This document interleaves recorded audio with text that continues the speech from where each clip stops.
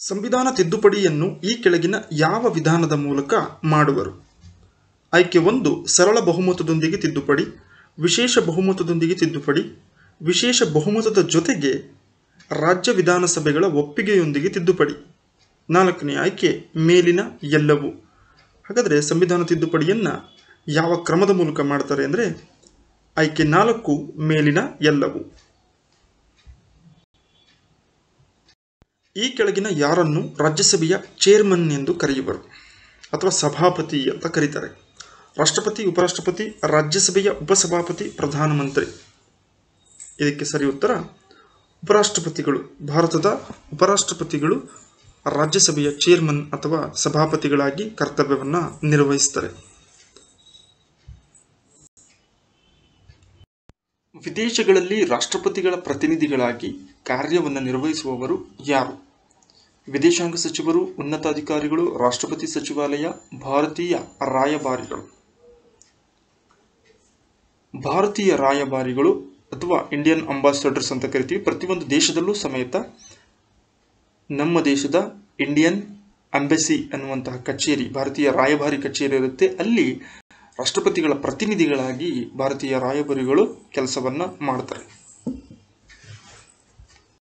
ಸಂವಿಧಾನದ 71 ಉಪವಿಧಿ 1 ಅನ್ವಯ ಈ ಕೆಳಗಿನ ಯಾರ ನೇಮಕದ ಬಗ್ಗೆ ತಿಳಿಸುತ್ತದೆ? ಅಂದರೆ ಸಂವಿಧಾನದ 71 ಉಪವಿಧಿ 1 ಏನಿದೆ ಇದು ಯಾರ ನೇಮಕದ ಬಗ್ಗೆ ತಿಳಿಸುತ್ತದೆ? ಪ್ರಧಾನಮಂತ್ರಿ ಏನಿದ್ದಾರೆ ಈ ಪ್ರಧಾನಮಂತ್ರಿಯ ನೇಮಕದ ಬಗ್ಗೆ ಸಂವಿಧಾನದ 71 ಉಪವಿಧಿ 1 ಮಾಹಿತಿಯನ್ನ ನೀಡುತ್ತದೆ. ಕೇಂದ್ರ ಸರ್ಕಾರದಲ್ಲಿ ಶಾಸಕಾಂಗದ ಮತ್ತು ಹಣಕಾಸಿಗೆ ಸಂಬಂಧಿಸಿದ ಪ್ರಮುಖ ನಿರ್ಧಾರಗಳನ್ನು ಯಾರು ಕೈಗೊಳ್ಳುವರು? ಸಚಿವ ಸಂಪುಟ, ಪ್ರಧಾನಮಂತ್ರಿ, ರಾಷ್ಟ್ರಪತಿ, ಉಪರಾಷ್ಟ್ರಪತಿ. ಇದಕ್ಕೆ ಸರಿ ಉತ್ತರ ಪ್ರಧಾನಮಂತ್ರಿ ನೇತೃತ್ವದ ಸಚಿವ ಸಂಪುಟ ಏನಿರುತ್ತೆ ಅದು ಸರ್ಕಾರದ ಪ್ರಮುಖ ನಿರ್ಧಾರಗಳನ್ನು ತೆಗೆದುಕೊಳ್ಳುತ್ತೆ. ಲೋಕಸಭಾ ಸ್ಪೀಕರ್ ಅನ್ನು ವಜಾ ಮಾಡುವ ಬಗ್ಗೆ ವಿವರಿಸುವ ಸಂವಿಧಾನದ ವಿಧಿಗಳು ಯಾವುವು? 94 ಮತ್ತು 96 ಈ ವಿಧಿಗಳು ಲೋಕಸಭಾ ಸ್ಪೀಕರ್ ಅವರನ್ನು ತಮ್ಮ ಅಧಿಕಾರದಿಂದ ವಜಾ ಮಾಡುವಂತಹ ಕ್ರಮಗಳ ಬಗ್ಗೆ ವಿವರಣೆಯನ್ನ ನೀಡುತ್ತಾರೆ. ಲೋಕಸಭಾ ಸ್ಪೀಕರ್ ಲೋಕಸಭಾ ಸದಸ್ಯರಲ್ಲಿಯೇ ಒಬ್ಬರನ್ನ ಅವರು ಸ್ಪೀಕರ್ ಅನ್ನಾಗಿ ಆಯ್ಕೆ ಮಾಡಿಕೊಂಡಿರ್ತಾರೆ. 1962ರಲ್ಲಿ ಯಾವ 2 ದೇಶಗಳ ನಡುವಿನ ಯುದ್ಧದ ಕಾರಣದಿಂದ ರಾಷ್ಟ್ರೀಯ ತುರ್ತು ಪರಿಸ್ಥಿತಿ ಘೋಷಿಸಲಾಗಿತ್ತು? ಇಂಡೋ ಚೀನಾ ವಾರ್ ಅಂತ ಕರಿತೀವಿ. 1961-62ರಲ್ಲಿ ನಡೆದಂಥ ಈ ಯುದ್ಧದ ಸಂದರ್ಭದಲ್ಲಿ ರಾಷ್ಟ್ರೀಯ ತುರ್ತು ಪರಿಸ್ಥಿತಿ ದೇಶದಲ್ಲಿ ಘೋಷಣೆಯಾಗಿತ್ತು. ರಾಜ್ಯಗಳಲ್ಲಿ ಹೇರಲಾಗುವ ರಾಷ್ಟ್ರಪತಿ ಆಳ್ವಿಕೆಯ ಬಗ್ಗೆ ವಿವರಿಸುವಂತಹ ಸಂವಿಧಾನದ ವಿಧಿ ಯಾವುದು? 356ನೇ ವಿಧಿ. ಕನ್ಫ್ಯೂಷನ್ ಮಾಡ್ಕೋಬೇಡಿ. 352 ರಾಷ್ಟ್ರೀಯ ತುರ್ತು ಪರಿಸ್ಥಿತಿ, 356 ರಾಜ್ಯಗಳಲ್ಲಿ ಹೇರಲಾಗುವಂತಹ ರಾಷ್ಟ್ರಪತಿ ಆಳ್ವಿಕೆ. ರಾಜ್ಯ ಹಂತದಲ್ಲಿ ರಾಷ್ಟ್ರಪತಿ ಆಳ್ವಿಕೆಯನ್ನು ಹೇಳಲಿಕ್ಕೆ ಬಹುಮುಖ್ಯ ಕಾರಣ ಅಲ್ಲಿ ಅಧಿಕಾರದಲ್ಲಿರುವಂತಹ ಸರ್ಕಾರ ಏನಿದೆ ವಿಶ್ವಾಸವನ್ನು ಕಳೆದುಕೊಂಡಾಗ ಅಂತಹ ಸಂದರ್ಭಗಳಲ್ಲಿ ರಾಷ್ಟ್ರಪತಿ ಆಳ್ವಿಕೆಯನ್ನ ಆ ಒಂದು ರಾಜ್ಯಗಳಲ್ಲಿ ಏರಿಕೆಯನ್ನ ಮಾಡ್ತಾರೆ. ಯಾರ ಪೂರ್ವಾನುಮತಿ ಇಲ್ಲದೆ ಲೋಕಸಭೆಯಲ್ಲಿ ಯಾವುದೇ ಹಣಕಾಸಿನ ಮಸೂದೆ ಪರಿಚಯಿಸಲಾಗುವುದಿಲ್ಲ? ರಾಷ್ಟ್ರಪತಿಗಳ ಪೂರ್ವಾನುಮತಿ ಇಲ್ಲದೆ ಯಾವುದೇ ಹಣಕಾಸಿನ ಮಸೂದೆಯನ್ನ ಲೋಕಸಭೆಯಲ್ಲಿ ಮಂಡಿಸಲಾಗುವುದಿಲ್ಲ. ಸಂವಿಧಾನದ 112ನೇ ವಿಧಿ ಅನ್ವಯ ಕೇಂದ್ರ ಹಣಕಾಸು ಸಚಿವರು ಲೋಕಸಭೆಯಲ್ಲಿ ಮಾತ್ರ ಬಜೆಟ್ ಮಸೂದೆಯನ್ನು ಅಥವಾ ಹಣಕಾಸಿನ ಮಸೂದೆಯನ್ನು ಮಂಡಿಸುತ್ತಾರೆ. ಇದಕ್ಕೂ ಮುನ್ನ ಈ ಒಂದು ಮಸೂದೆಗೆ ರಾಷ್ಟ್ರಪತಿಗಳ ಅಂಗೀಕಾರ ಕಡ್ಡಾಯವಾಗಿರುತ್ತದೆ. ಭಾರತೀಯ ಸಂವಿಧಾನದ ಪ್ರಸ್ತಾವನೆ ಆರಂಭದ ಸಾಲು ಹೀಗಿದೆ: ನಾವು ಭಾರತೀಯರು, ಭಾರತೀಯರಾದ ನಾವು ಭಾರತವನ್ನು ಮುಕ್ತಗೊಳಿಸಿದ ಜನರು, ಭಾರತದ ಜನಗಳಾದ ನಾವು. ಭಾರತದ ಸಂವಿಧಾನದ ಪ್ರಸ್ತಾವನೆಯಲ್ಲಿ ಆರಂಭದ ಸಾಲು ಯಾವ ರೀತಿ ಇದೆ? ಆಯ್ಕೆ 4 ಭಾರತದ ಜನಗಳಾದ ನಾವು, we the people of India ಎನ್ನುವಂತಹ ಸಾಲಿನೊಂದಿಗೆ ಭಾರತದ ಸಂವಿಧಾನದ ಪ್ರಸ್ತಾವನೆ ಆರಂಭವಾಗುತ್ತದೆ. ಶಿಕ್ಷಣ ವಿಷಯವು ಸಂವಿಧಾನದ ಯಾವ ಪಟ್ಟಿಯಲ್ಲಿ ಬರುತ್ತದೆ? ಕೇಂದ್ರ ಪಟ್ಟಿ, ರಾಜ್ಯ ಪಟ್ಟಿ, ಸಮವರ್ತಿ ಪಟ್ಟಿ. ಇದರಲ್ಲಿ ಯಾವುದೂ ಅಲ್ಲ. ಆಯ್ಕೆ 3 ಸಮವರ್ತಿ ಪಟ್ಟಿ ಅಥವಾ ಕಾನ್ಕರೆಂಟ್ ಲೀಸ್ಟ್ ಅಂತ ಕರಿತೀವಿ. ಆರಂಭದಲ್ಲಿ ಶಿಕ್ಷಣವು ರಾಜ್ಯ ಪಟ್ಟಿಯಲ್ಲಿತ್ತು. 1976ರಲ್ಲಿ ಮಾಡಲಾದಂಥ ತಿದ್ದುಪಡಿಯ ಅನ್ವಯದ ಸಮವರ್ತಿ ಪಟ್ಟಿಯಲ್ಲಿ ಶಿಕ್ಷಣವನ್ನು ಸೇರ್ಪಡೆ ಮಾಡಲಾಯಿತು. ಭಾರತೀಯ ಸಂವಿಧಾನ ಪ್ರಸ್ತಾವನೆಗೆ 1976ರಲ್ಲಿ ಈ ಕೆಳಗಿನ ಯಾವ ಪದವನ್ನು ಸೇರಿಸಲಾಯಿತು? ಜಾತ್ಯತೀತ, ಪ್ರಜಾಸತ್ತಾತ್ಮಕ, ಗಣರಾಜ್ಯ, ಸಾರ್ವಭೌಮ.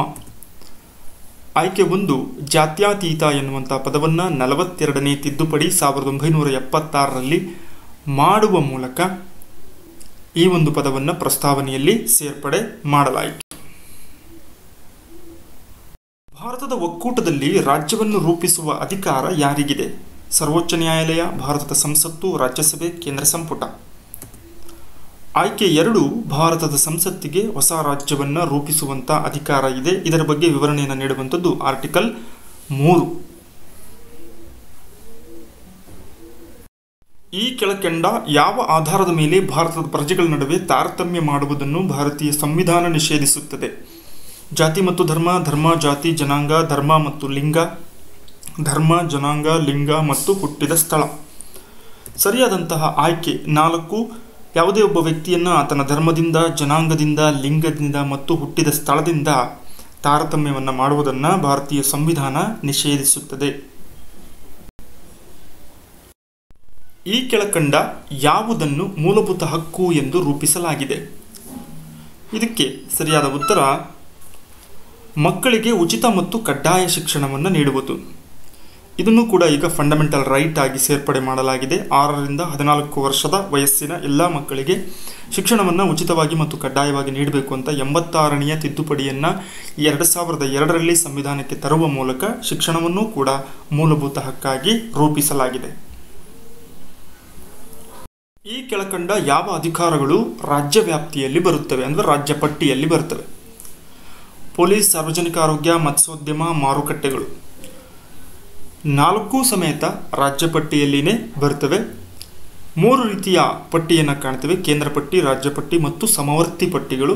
ಸೊ ಇಲ್ಲಿ ನೀಡಲಾಗಿರುವಂತಹ ಅಧಿಕಾರಗಳೇನಿದ್ದಾವೆ ಅಥವಾ ಸೇವೆಗಳೇನಿದ್ದಾವೆ ಇವೆಲ್ಲವೂ ಸಮೇತ ರಾಜ್ಯ ಪಟ್ಟಿಯ ವ್ಯಾಪ್ತಿಯಲ್ಲಿ ಬರುತ್ತವೆ. ಈ ಕೆಳಗಿನವುಗಳಲ್ಲಿ ಯಾವ ಒಂದು ಕಾರ್ಯವನ್ನು ಸಂಸತ್ತು ನಿರ್ವಹಿಸುವುದಿಲ್ಲ?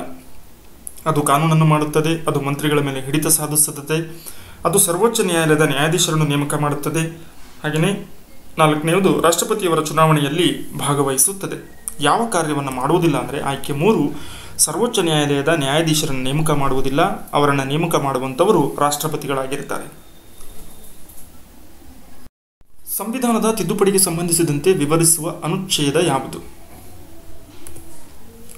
ಅನುಚ್ಛೇದ 368 ಏನಿದೆ, ಸಂಸತ್ತಿಗೆ ಸಂವಿಧಾನವನ್ನು ತಿದ್ದುಪಡಿ ಮಾಡುವಂತಹ ಅಧಿಕಾರ ಇದೆ ಅನ್ನುವಂಥದ್ದನ್ನು, ಈ ತಿದ್ದುಪಡಿಯನ್ನು ಸಿಂಪಲ್ ಮೆಜಾರಿಟಿಯ ಮೂಲಕ, ಸ್ಪೆಷಲ್ ಮೆಜಾರಿಟಿಯ ಮೂಲಕ, ಸ್ಪೆಷಲ್ ಮೆಜಾರಿಟಿ ಪ್ಲಸ್ ರಾಜ್ಯಗಳ ಅಭಿಪ್ರಾಯದ ಆಧಾರದ ಮೇಲೆ ಸಂವಿಧಾನವನ್ನು ತಿದ್ದುಪಡಿ ಮಾಡುವಂಥ ಅಧಿಕಾರವನ್ನು ಹೊಂದಿದೆ.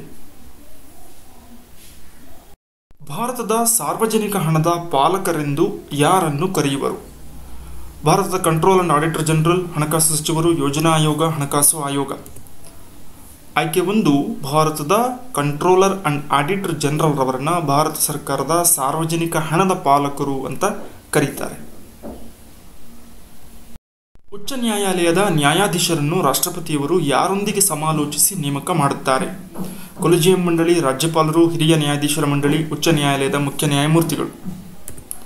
ಸರಿಯಾದಂಥದ್ದು ಕೊಲಿಜಿಯಂ ಮಂಡಳಿ ಅಂತ ಕರಿತೀವಿ. ನವೆಂಬರ್ 21, 2019ರಲ್ಲಿ ಜಾರಿಗೆ ಬಂತು. ಇದರಲ್ಲಿ ಚೀಫ್ ಜಸ್ಟಿಸ್ ಆಫ್ ಇಂಡಿಯಾ ಭಾರತದ ಮುಖ್ಯ ನ್ಯಾಯಮೂರ್ತಿಗಳು ಮತ್ತು 4 ಜನ ಹಿರಿಯ ನ್ಯಾಯಾಧೀಶರನ್ನೊಳಗೊಂಡಂತಹ ಮಂಡಳಿ ಕೊಲಿಜಿಯಂ ಮಂಡಳಿಯಾಗಿದ್ದು, ಇವರ ಸಲಹೆಯ ಸೂಚನೆಯ ಮೇರೆಗೆ ರಾಷ್ಟ್ರಪತಿಯವರು ಉಚ್ಚ ನ್ಯಾಯಾಲಯದ ನ್ಯಾಯಾಧೀಶರನ್ನು ನೇಮಕ ಮಾಡುವರು.